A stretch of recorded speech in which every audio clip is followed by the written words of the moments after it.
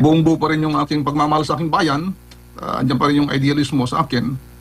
Lalo na naghihirap yung ating bayan. Tapos may mga naglalapastangan, may mga nagte-take advantage sa ating bayan. So sa akin, hindi katanggap-tanggap yun. So sabi ko, we need to do something. And of course, yun nga, panagutin itong mga nagnakaw, mga naglapastangan, mga nagtaksil sa tiwala ng mga taong bayan. Panagutin sila. Unfortunately, imbes na sila mapanagot, makasuhan, makulong, ako ngayon na yung nga, nagpapahayag ng mga damdamin, yung puot at galit dito sa mga matinding corruption nito. Ako pa yung kinasuhan at didetain. Welcome back to Master Kalog, and don't forget to subscribe and click notification bell for more update.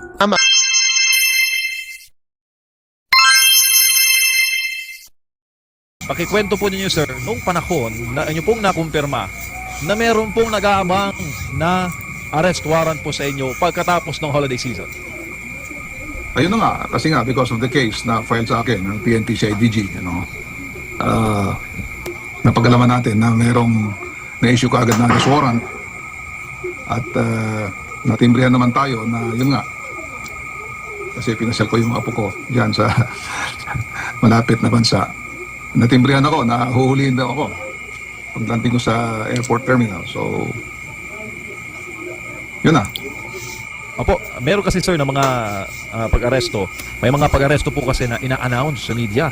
Ngayon, kung hindi lang namin nalaman na may mga banta, malamang, kung hindi alam ng media, talagang secretive yung pagkaka-aresto sa inyo, General, kanina.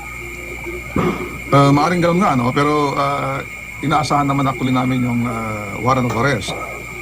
Ang kasi dyan, dahil yung kaso ko naman talaga ay available, ang plan talaga namin yun, kung mayroong warrant of arrest, magbo-voluntary surrender ako para ayusin na lang na maayos yung kaso. Pero yun nga, dahil nagpunta ako abroad, ang timbre sa akin ay yun nga, arestuhin ako pag landing sa aeroplano, sa terminal. At actually, ganun ang nangyari. opo, siya ang nangyari. At kanina sir, paglapag niyo pa daw sa airport, sa paliparan natin sa NAIA, hindi rin po kayo nagkaroon ng chance na makausap po yung mga abogado? Pakikwento po sir, yung paglapag po niyo dito sa bansa. Totoo yan, sinalubungan ko ng ating mga kapulisan, yung CIDG, NCR, dyan sa tube ng aeroplano. Tapos binasahan naman ako ng Miranda rights, yung aking karapatan bilang akusado.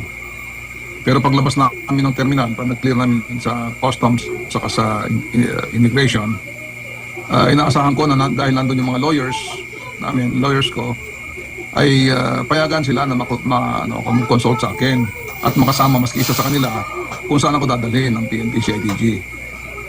So unfortunately, hindi nga pinayagan na makalapit o makausap ako ng aking lawyers. Opo, sir, kayo po ay miyembro, past president ng PMA Class 81, produkto po ng Philippine Military Academy sa inyo pong career sa Armed Forces. Never po kaming nakabalita na kayo po ay na-involved sa anumang irregularidad. Ano po para sa inyo bilang veterano? Ang sinapit po ninyo sa dulo po ng inyong karera na kayo lamang po ay naghahayag ng inyong mga puna sa pamahalaan. Totoo yan, although of course retired na ako, nakikita ko kasi bilang isang Pilipino at bilang dating sundalo, nagserbisyo na matagal sa ating bayan. Nakikita ko na kawawa naman yung bayan natin. Marami mga kapwa Pilipino naghirap. Tapos yung ating mga ibinoto, yung ating mga piniling mga leader, yung ating mga politikong pinagkatiwalaan natin para magserbisyo sa atin, ay iba yung ginawa nila, di ba? Sa halip, naserbisyuhan tayo, nilapastangan nila, nagnakaw sila. Yung mga dapat na pera gamitin sa mga proyekto para matulungan yung mga kababayan natin, lalo na yung mga mahirap, ay hindi nagawa. Naging ghost project. Ginamit nila yung pera, nakuha nila yung mga pera para sa pangsarili nila. So, napakasakit isipin yung gano'n nangyayari. Samantalang marami sa ating mga kababayan naghihirap. Opo, bago lang po si Partner Armar. Sir, you could have stayed silent Meron po kayong kalayaan na pumili na manahimik. Kim-kimin na lamang yung mga puna in your own at hindi po sa publiko at hindi po bumuo ng pangkat yung United People's Initiative para po magpahayag nga ng Voice of Dissent. Ano bang naging tipping point sa inyo, General? Bakit po kayo umabot sa pakikibaka po na ganito? Totoo yan, retirado na ako Nagsilbisyo na ako sa bayan natin matagal sa Armed Forces, sa active service. Pero yun nga, buong buo pa rin yung aking pagmamahal sa aking bayan. Andyan pa rin yung idealismo sa akin. Lalo na naghihirap yung ating bayan. Tapos may mga naglalapastangan, may mga nagte-take advantage sa ating bayan. So sa akin, hindi katanggap-tanggap yun. So sabi ko, we need to do something. And of course, yun nga, panagutin itong mga nagnakaw, mga naglapastangan, mga nagtaksil sa tiwala ng mga taong bayan. Panagutin sila. Unfortunately, imbes na sila mapanagot, makasuhan, makulong, ako ngayon na yung nga, nagpapahayag ng mga damdamin, yung puot at galit dito sa mga matinding corruption nito. Ako pa yung kinasuhan at dinidetain.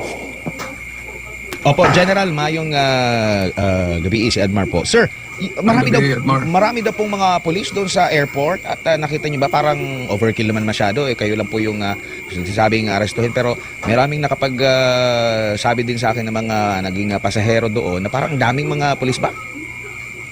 Totoo yan, medyo nagulat nga rin ako sa dami ng mga police doon, both uniforms saka yung mga plainclothes policemen. Marami, para namang nakakabahala talaga yon. In fact, sabi ko nga, kung talagang voluntary yung magsusurrender naman ako, hindi naman tayo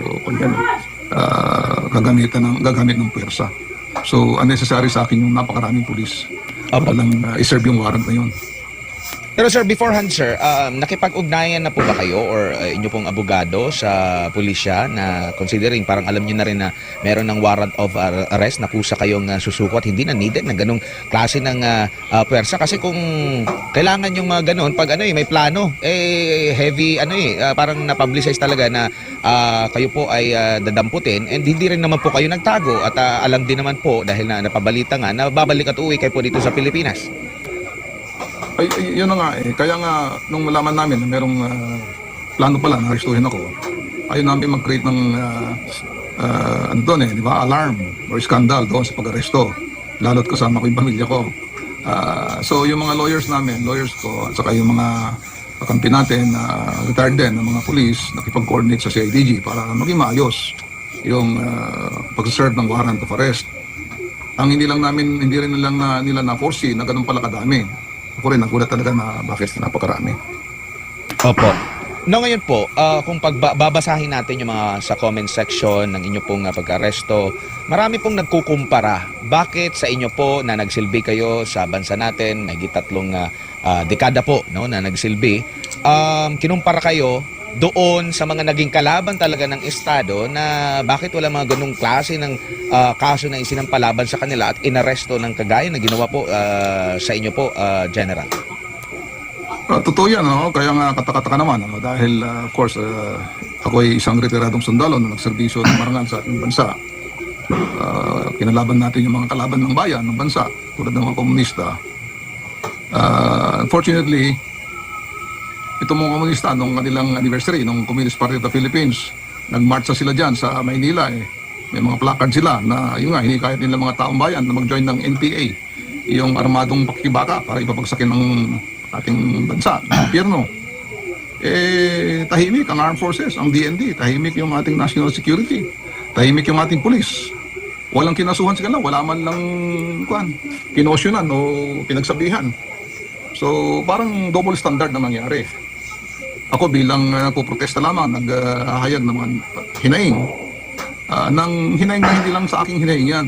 I-represent namin yung maraming mga tao rin. Mga grupo namin, saka yung mga ordinaryong mga taong bayan. At fortunately nga, ako pa yung kinasuhan, ako pa yung didetain. Samantalang yung mga komunista na hayagang inciting, naghihikayat ng sedisyon, ay hindi man lang pinagsabihan, lalong-lalong hindi kinasuhan. Opo. And meron daw po kayong maghahain din po daw kayo ng reklamo sir doon sa mga arresting officer? Yung nangyari kasi doon because nung binasahan ako ng Miranda rights, yung aking karapatan, pinaakusado, kasama doon sa karapatan ko ay right to legal representation o legal counsel. Ngayon, nung mga palabas na kami doon sa terminal, andon na yung mga lawyers ko hindi pinapasok. So sumisigaw yung lawyers na Attorney Topacio, Attorney Garcia, Attorney Magdamo, napapasukin sila para makonsult ako. Kasi karapatan ko yun legal presentation. Unfortunately nga, hindi pinayagan ng pulis yun, nang kalapit sila. So, sa nag-travel kami na wala akong kasama lawyer o hindi nakapag-consult sa lawyer. Kaugnay sa mga impormasyon na inyong nalaman at sa mga issue na kaakibat nito, mahalaga ang inyong opinion at katwiran. Don't forget to subscribe, like, and share. Thank you for watching.